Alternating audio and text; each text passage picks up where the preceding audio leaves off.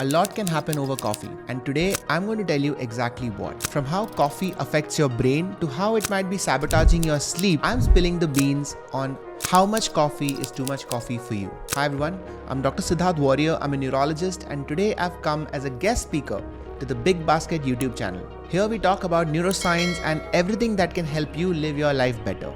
Oh, and there's a giveaway question at the end of the video, so make sure you stick around to stand a chance to win an exciting voucher from BigBasket. Coffee isn't just a drink, it's a lifestyle.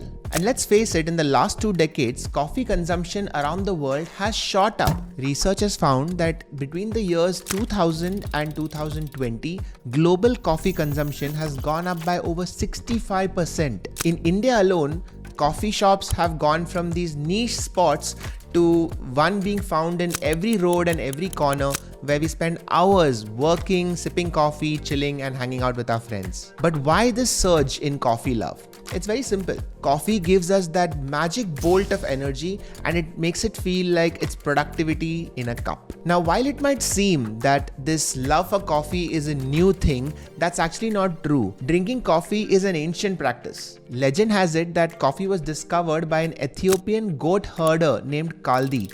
He noticed that some of his goats were dancing after eating some mysterious red berries. From Ethiopian rituals to Ottoman coffee houses, coffee has been a stimulant and a social glue for centuries. In countries like Saudi Arabia, coffee has even been banned at one point for being too energizing. Can you imagine a life without coffee? Now fast forward to today, coffee has become a multi-billion-dollar industry.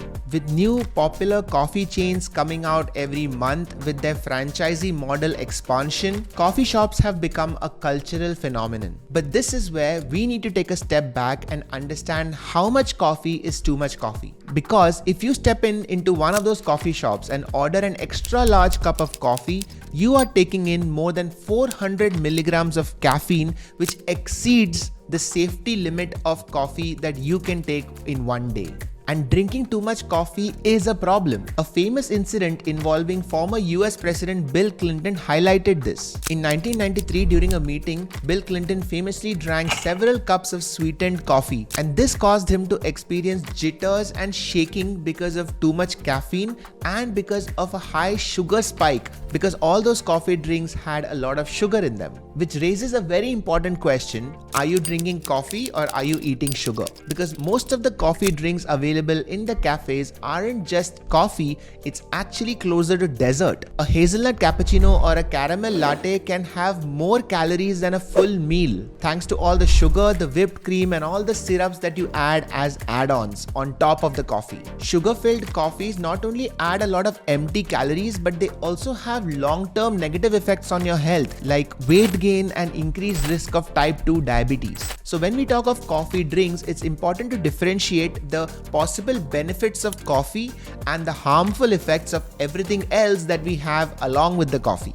Because remember that black coffee has practically 0 calories, and that is where caffeine can be at its most useful. So if you are turning towards coffee to be healthy, be mindful of everything that you're adding to the mug. Make sure that your coffee doesn't have more sugar than caffeine. So what does caffeine do? This is where caffeine gets its gold star, because caffeine has been found to be neuroprotective, which means it can save your brain. Studies have shown that people who drink coffee regularly are at less risk of getting Parkinson's disease and Alzheimer's. That is pretty huge. Essentially, coffee protects your brain from neurodegeneration. That is, it prevents your brain from shrinking too fast, which can happen with age. So it's possible that that morning cup of coffee is doing more than just waking you up, it is also keeping your brain safe. But now comes the $1 million question: how much coffee is too much coffee?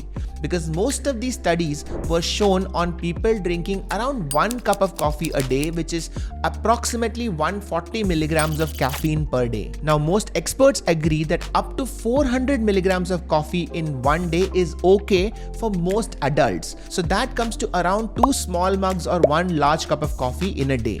But remember, Even this may not apply for everyone. If you are somebody who has high blood pressure or anxiety, then coffee might still have a negative impact on you. So if that is you, you need to discuss with your physician on how much coffee is safe for you. Another important aspect of drinking coffee is timing. Timing matters. When you drink your coffee makes a difference.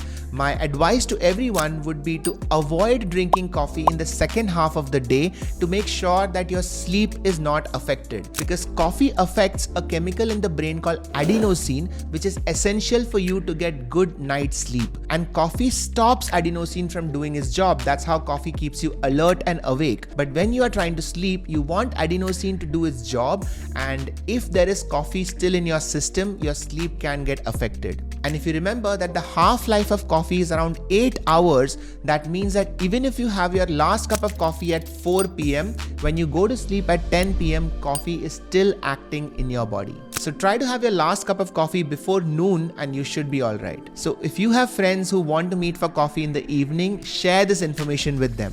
And one more thing is to not forget the extra calories, whether it's milk, whipped cream, syrups, or other flavors that you're adding on top of the coffee. Remember that all those additions add up. Keep things simple to keep yourself healthy. So what is the takeaway? Coffee in itself is great. It energizes us, keeps us awake, keeps us alert, and even acts as a neuroprotective agent. But too much caffeine can harm you. 1 to 2 cups of black coffee in the first half of the day should be alright. Moderation and timing of the coffee is key, and better to skip all the add-ons that add extra calories to your diet. After this video, I hope you really enjoy your next cup of coffee. Now, for the giveaway question, what is the name of the man who legend says discovered coffee? Write your answer in the comments below and have a chance at winning the BigBasket voucher. If you found this video useful, hit the like button, subscribe to the BigBasket channel, and share this video with your coffee lover friends. I will see you all in the next one. Till then, happy sipping everyone. Cheers.